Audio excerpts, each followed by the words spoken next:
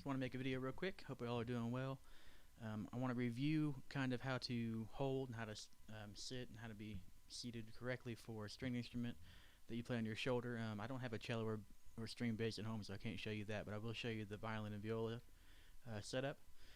Basically, you want to make sure first of all you're sitting straight on your chair, and my chair, actually, I'm sitting on a piano stool. It doesn't have a back at all, so I can't lean back on it. I'm sitting nice and straight and tall. Remember, this is what we call rest position, so your violin is over here. This is my viola. It's over here on your knee with your hand on the shoulder, so you're holding it so it doesn't fall off. Both your feet are flat on the floor. You sit up tall, like I said. When you go to play, it goes up on your shoulder.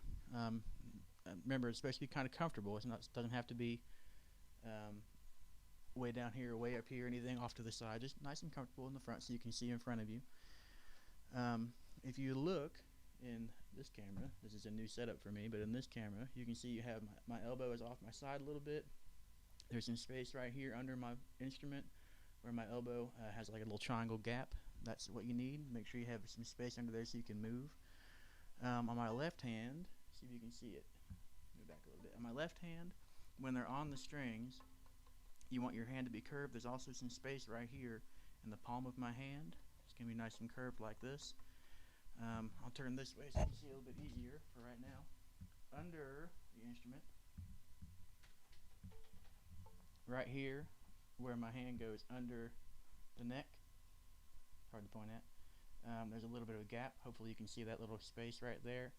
Should be a little bit of a gap so that you can move more freely.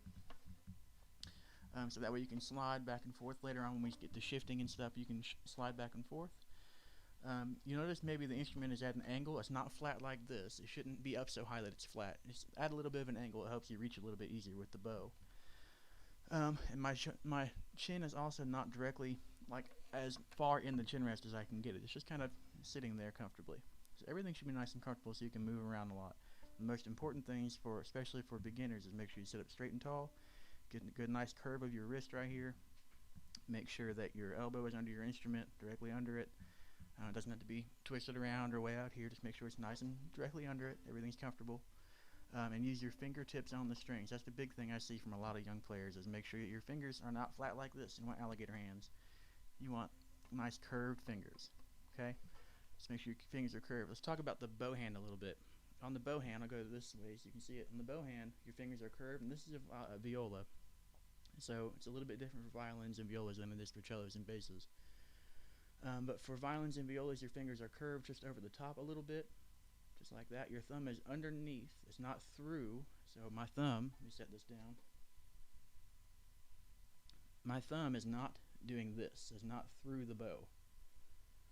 My thumb is curved, kind of hooked, sitting just like that, underneath, right where that little notch is on the edge of the frog.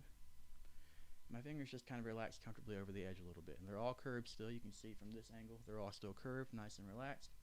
There's still a gap right here, just like there's on my left hand. There's a gap for your fingers. And they should pretty much stay this way all the way through your playing. Be nice, smooth motions. The fingers, like I said, are a little bit over the top on violin and viola. On cello and bass, they can be further down because you have to hold your bow up this way, up vertically. So it's a little bit different. But for violins and violas, nice and relaxed, just barely over the top. Pinky sits on top, maybe just a little bit over. I've got a short pinky. It does not have to be down here on the screw. Some of you I see doing that. You don't have to be down here on the screw. Just make it nice and comfortable. And you want your bow to be about this tight. So basically, now you should not touch the bow hair with your fingers, but I'm going to show you this. Basically, you want it to where if you play on a string, your hair is not going to touch the stick. So as long as that happens, it's tightened up. It doesn't have to be so tight that anything breaks. And if you look at my bow, hopefully you can see that. It's a little bit curved right here. Just a little bit of a curve. Let's go back this way, see if you can see it easier. There's a little bit of a curve right here. It's not perfectly straight. If it's perfectly straight, it's too tight. So make sure you still get nice, a little bit of a curve. And they may curve more or less depending on your instrument. Alright, so last thing. When you set up to make a good sound, make sure you get everything in the proper playing position, just like we mentioned before. Make sure you put your bow on the string before you start moving it. And I'm going to start a down bow, which is down here by the frog. I'm going to start on the A string. It's a viola, so I have a high A string. Make sure you start down by the frog. Get a nice pull straight through. if you get this, that means that you're either not putting enough speed into it, you bow a little faster, or you're letting it bounce, you're letting it come into the string as you're pulling it across. So you want to let it sit on it first and then pull it.